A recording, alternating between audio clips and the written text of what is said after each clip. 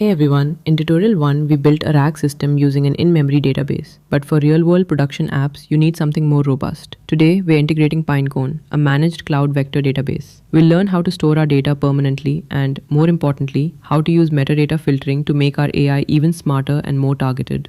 Step 1 is the environment. We install the standard LlamaIndex libraries, but notice we're adding the specific llama-index-vector-stores-pinecone extension and the pinecone-client. This allows LlamaIndex to talk directly to the Pinecone cloud. Next, we import our tools and load our API keys. Make sure your .env file has both your Groq and Pinecone keys. We initialize our LLM using Llama 3 via Groq for that high-speed reasoning, and we use the BGE small model from HuggingFace for our embeddings. We set these as our global settings so the entire pipeline stays consistent.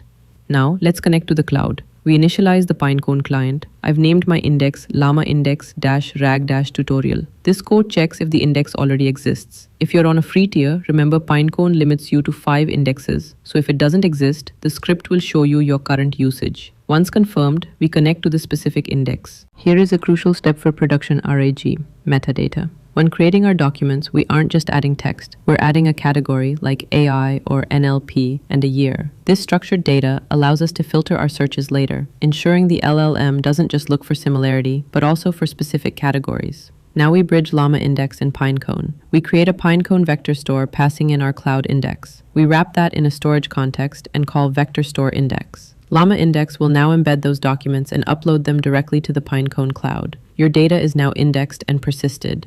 Let's do a standard query first. We ask, what is machine learning? The system performs a similarity search across the entire Pinecone index and returns a concise answer. This is the basic RAG flow we've seen before. But what if we only want answers from a specific category? We use metadata filters. Here, we tell the engine to only look at documents where the category is exactly AI. When we ask about deep learning with this filter, the engine ignores the NLP and database documents entirely. This is essential for building apps with multiple users or different data silos. And that is how you build a production-ready RAG system using Pinecone and LlamaIndex.